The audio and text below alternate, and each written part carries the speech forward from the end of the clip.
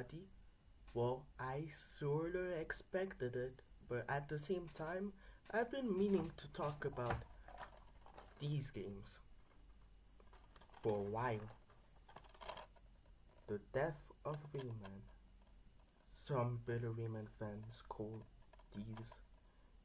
Everybody and their grandma were hating on these, but are they really that bad? Today I check out whether they really do suck or not. But before that, a little history as to what was to be. Rayman 4 was originally developed by the now defunct Phonics Studio, not to be confused with Phonics Interactive. Although not the same as what Rayman Raving Rabbids was originally supposed to be, I thought it was still interesting to mention regardless. In this version, Rayman would have been able to transform into various guises like Chewing Gum Rayman or Hedgehog Rayman. Aside from a few screenshots, concept arts, and this test animation, not much else is known about this game before being overshadowed in May 6, 2006 by a certain other game.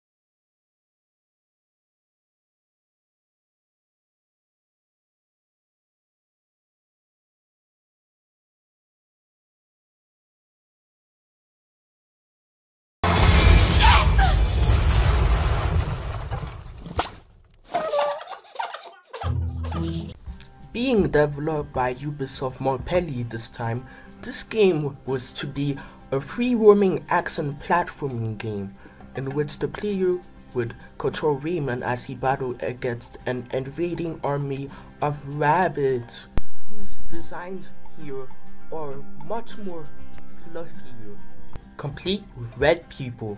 The story would have pretty much been that the Rabbids wanted to get revenge after being mistreated and bullied, who kidnapped and imprison the baby glow boxes from Rayman 2, Rayman's girlfriend Simone, new to this game, and Andre from Rayman 3, also Andre's own girlfriend Monique, also new to this game.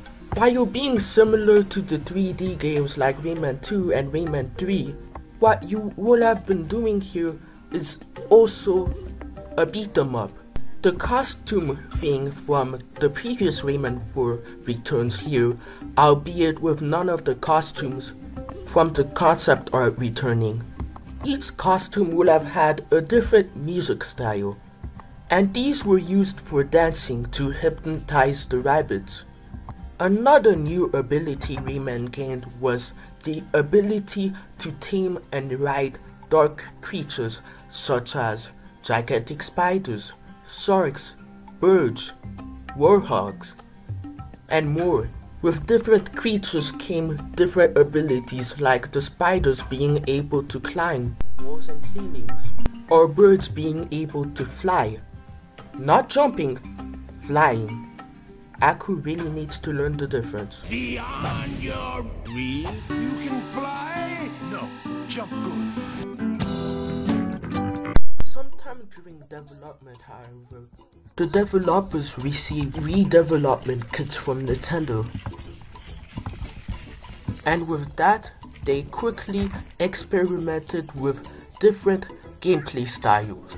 And with that, the version of Rayman Raving Rabbids that was revealed at E3 2006 was no more, as they thought that a party game would suit the Wii better. Now, I never really felt satisfied with the reasoning. I get why they made it a party game for the Wii version, But what kinda irks me the wrong way is the fact that the other versions are also a party game. What's up with that? That aside, let's look at the box art. Here, as we can see, I have the French version, but so far we have a pretty good impression. Funnily enough, the only thing that irks me is Rayman's face. Doesn't sit well with me, and it's honestly hilarious. But looking at the back, wait a minute. Rayman, Miss-Cerasus des droits des enfants pour l'UNICEF? On paper, that seems completely random. But I'm guessing this was some kind of partnership between UNICEF and Ubisoft. Because on YouTube, there are these shorts about treating kids right or something. Although the kids are represented by one of Glowbox's kids, a rabbit is usually the bully, and Rayman was the peacemaker, or something. They're fun, but they're nothing more than novelty. But that's enough chit-chat. I mean, this video is already 7 minutes long, and I haven't even gotten into the game yet. So with that said, let's pop the... Whoa. Hugo? What is this doing here? I might cover his games later down the line, but for now, back to Rayman Raving Rabbids.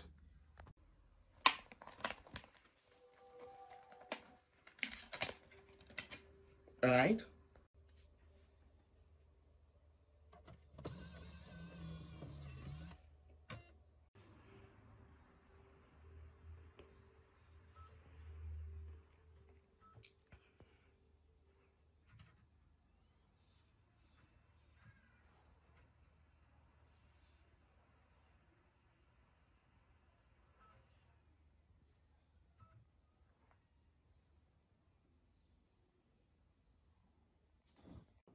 The hell?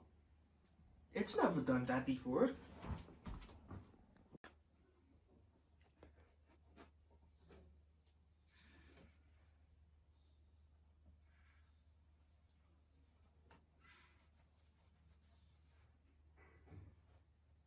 Okay.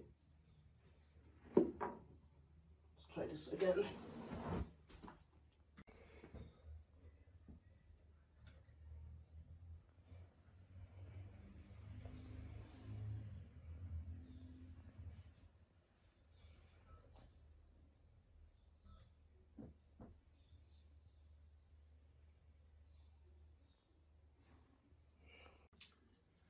And this is why game preservation is important.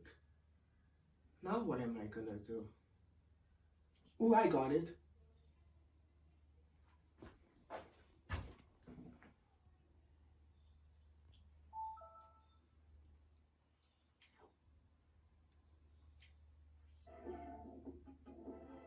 This is what I usually did when a game stopped working.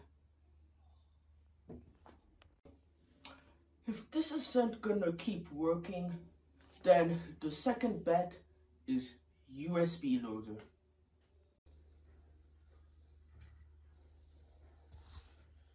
They ask you how you are, and you just have to say that you're fine when you're not really fine, but you just can't get into it because they would never understand.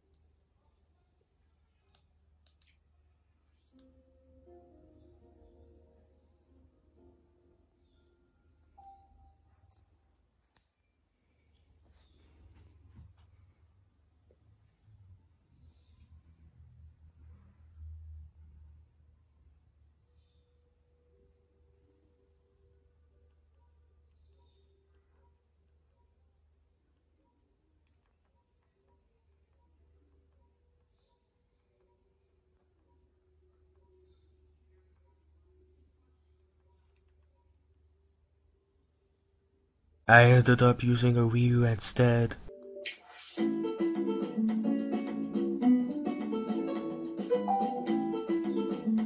So this time, Rayman and Glowbox kids are having picnic, when suddenly each one is kidnapped and replaced by a rabbit. And Rayman himself is kidnapped and tossed into a coliseum for pretty much the pleasure of the rabbits. Pleasure and entertainment. So after the obviously 2D sprites of the rabbits are seen, you're in a coliseum which kinda sorta acts as your Hogwarts. Around it are several doors and one giant gate.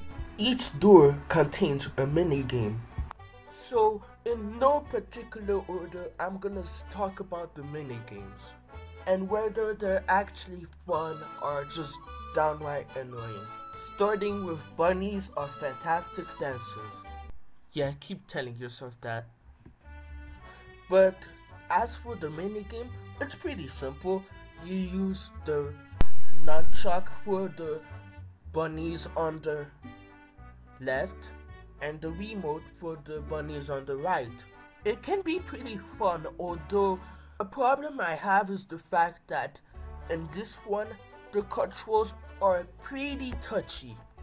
Like for example, you'd be swinging in the nick of time and the game would still count that as wrong. Another thing that isn't really a problem but is kind of bizarre is the use of licensed songs. Like guess the one for this one.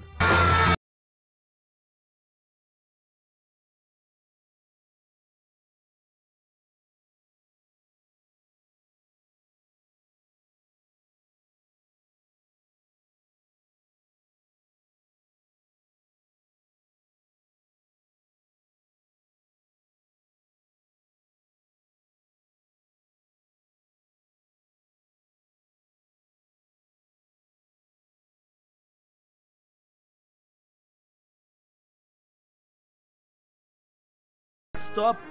Bunnies don't know what to do with cows. You got that right.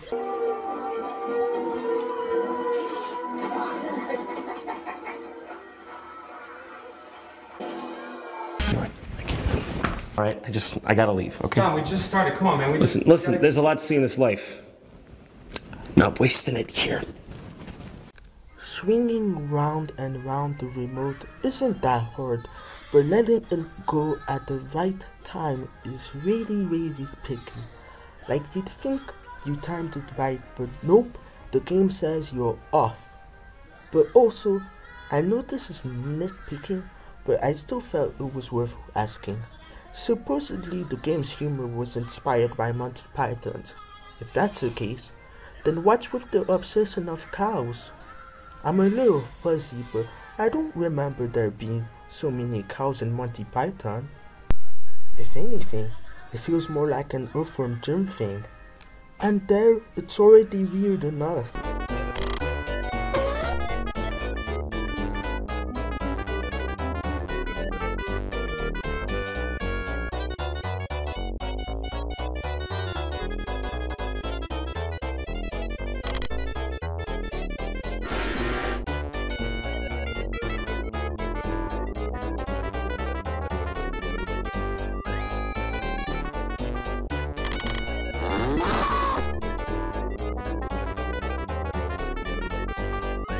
Like, I don't get it. Is the joke that they were all cows? Ha ha ha, funny.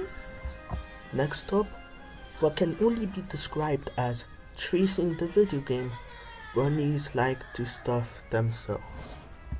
So I have a confession to make.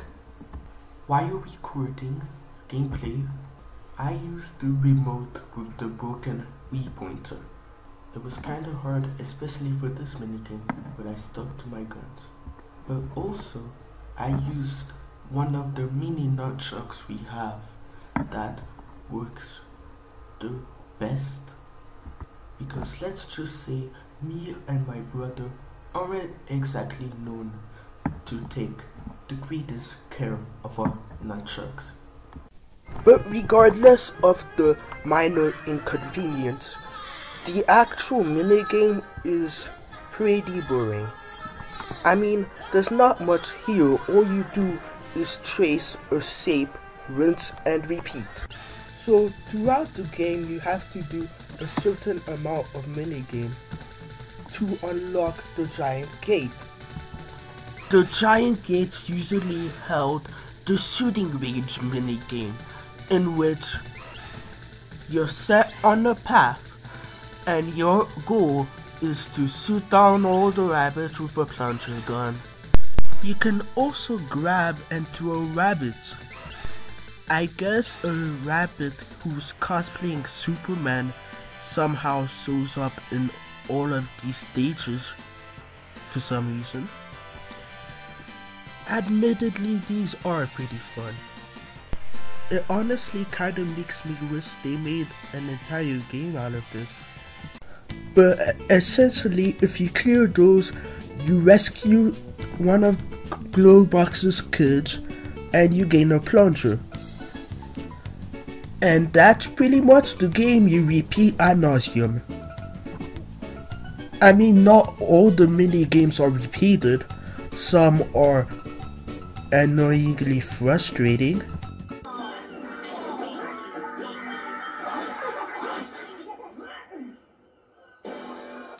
Oh, my favorite. And some are actually pretty fun. Oh god, there's too many. Oh god, there's too many. No! No! But then there were some like this.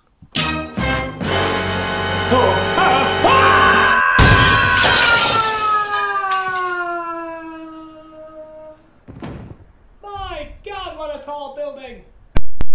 So in conclusion, as a launch title game, you could do a lot worse. In fact, I'm just gonna go ahead and say this. I really like this game. Yeah. What a sucker! A year later, the sequel in the form of Rayman Raving Rabbids 2 released on Wii, DS, and PC. We start to see that not only did the purple background and aesthetic change, but so did the focus shifting from Rayman to the Rabbids. For the box art anyway. Growing up, this used to be my favorite out of the three, but has it aged well, or did my dumb baby brain just didn't have any good opinion? Let's find out. Normally this would be the part where I insert the disc or at least show the box in my hand, but I never owned it as a kid. Instead, I played it from this USB. So, our story picks up presumably sometime after the one in the first game. So wait, how did Rayman get out of that hole? And how did he forget about the baby glow box despite clearly being visible as day that he does rescue them when you clear the shooting levels? Yeah! My brain hurts. Okay, I'm sorry. Let's just ignore how that ending makes no sense and move on.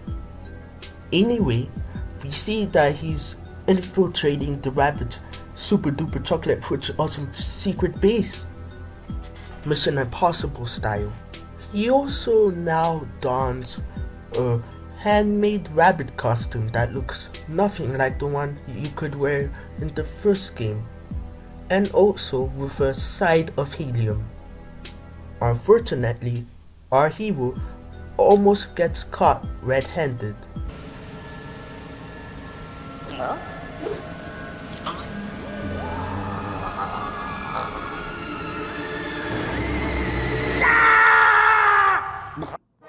Everybody rise up for the greatest performance I've ever heard. The raw emotion, the pure talent. It's a miracle. Sorry, may never talk.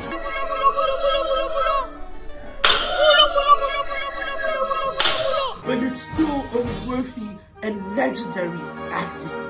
Truly a blessing.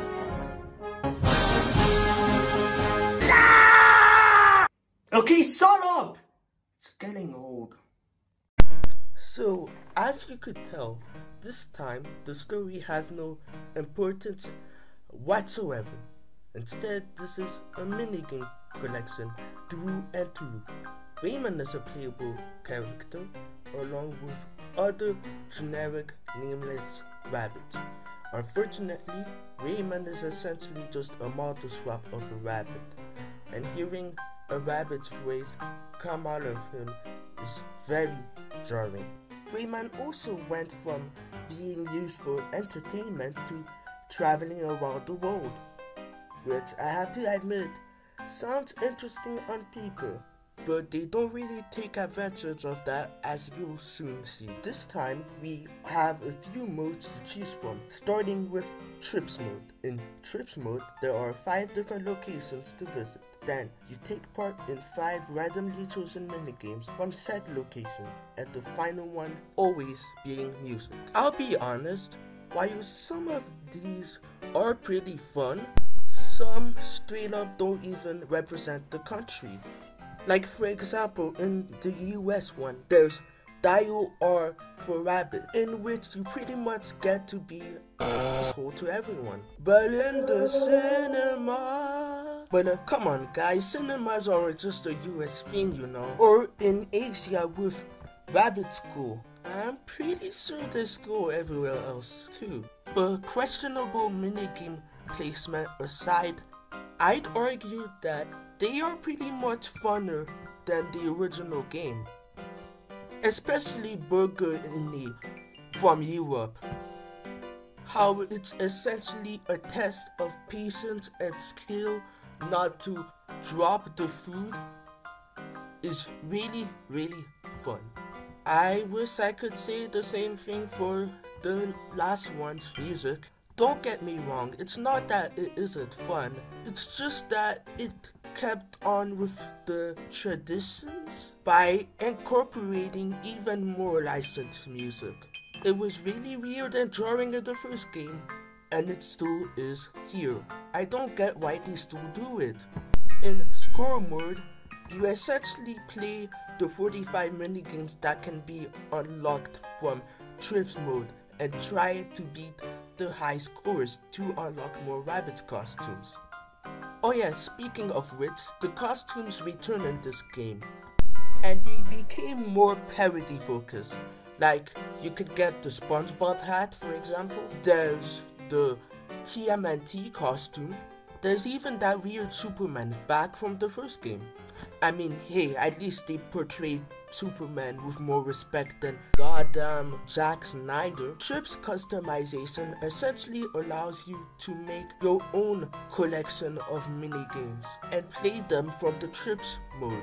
So essentially, you could pretty much just compile all of your favorite minigames into one trip. That's honestly really awesome. There's also the Plaza. I've already mentioned about customization, but you can also view the credits, listen to unlock music, and lastly, visit the final mode, Bunny Hunt, now renamed Plunger Shooters. So you're still in a shooter shooting down rabbits, but now it visually takes place in the real world.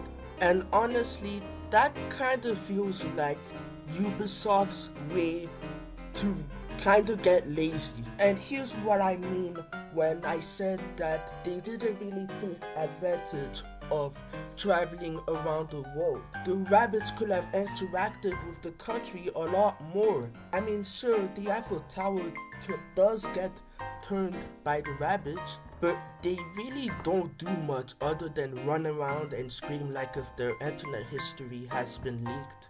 Too specific? Yeah, I'm sorry. They also drag on a bit too long. And not only that, but the new bosses, which should be a good thing, but they feel like a game of wait and shoot, wait and shoot. Ay, what happened here, guys? You really had something going with this mode in the first game and you blew it. You decimated it. You terminated it. So, technically, this game is better than the first game. better mini games, more variety, more things to do and unlock, and generally more fun.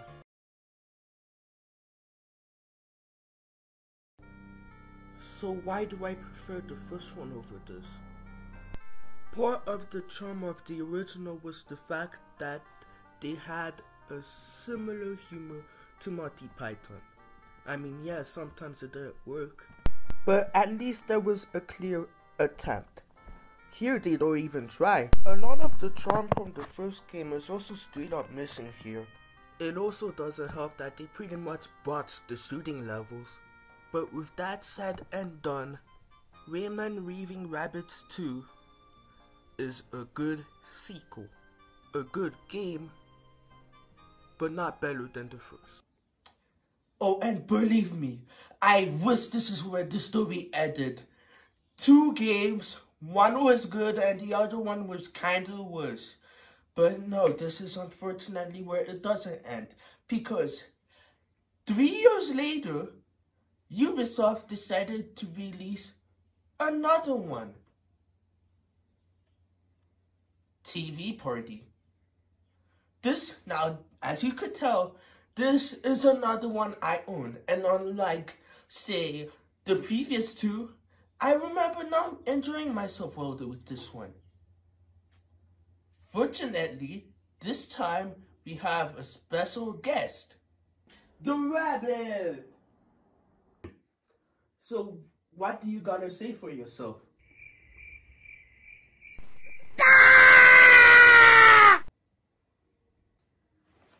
I regret having you.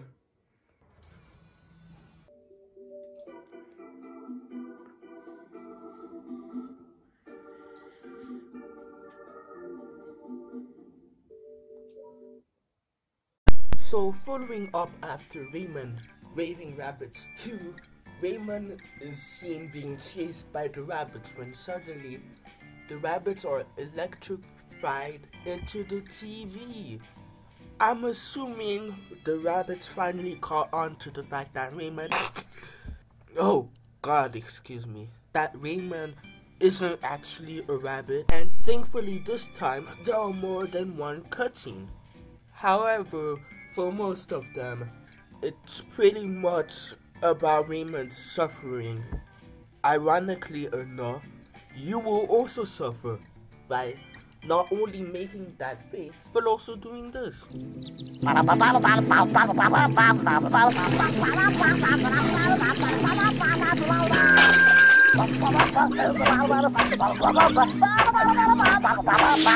But at the same time, there are just a few things that don't make sense.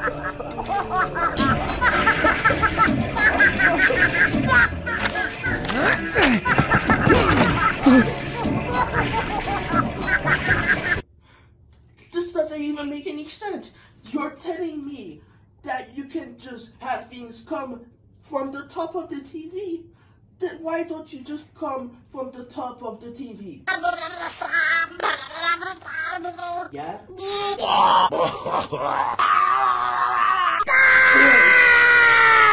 If I could say one good thing about this game, it'd be the art style.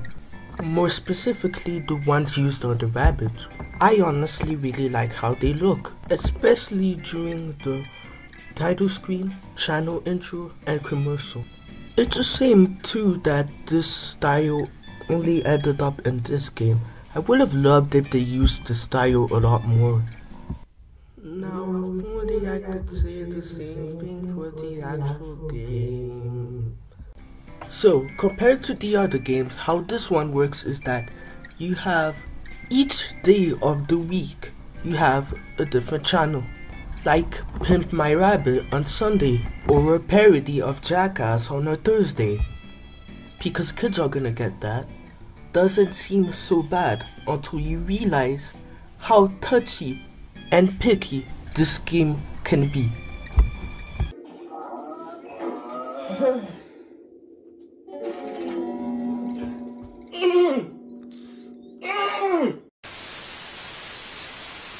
That's actually a lot better.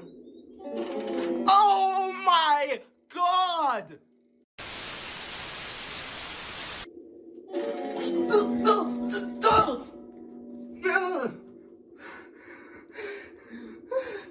I'm restarting. I'm restarting. Come on. One more time. Okay. One more.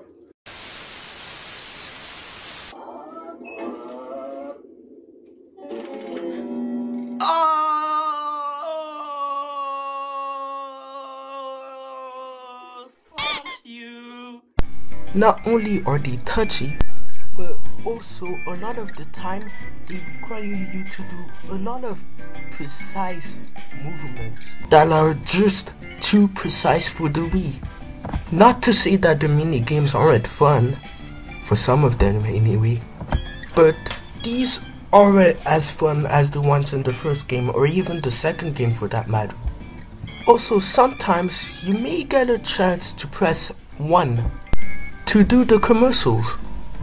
These are fine and feel more like an afterthought than anything. But then, there are the music stages.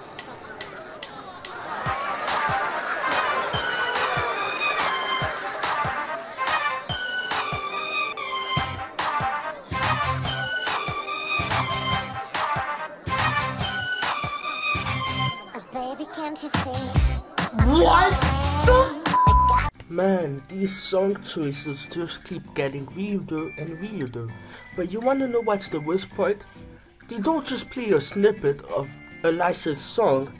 No, it's the whole goddamn song. Which, yes, that means that it's gonna make it a whole lot more longer than necessary. In conclusion, I feel like this one is still the worst out of the 3. Not only does it have the least fun minigames out of the 3, but this one also feels like it was made to gain a paycheck.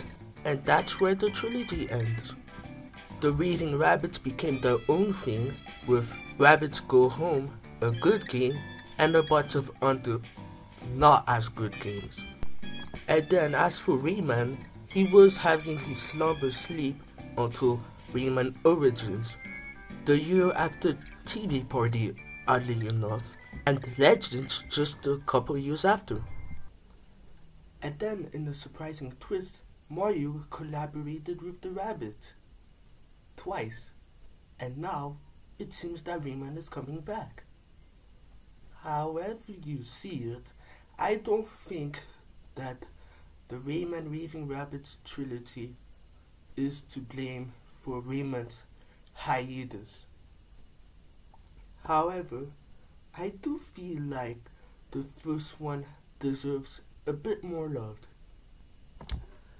This was You Know Who from You Know Who's World, and I'll see you guys next time.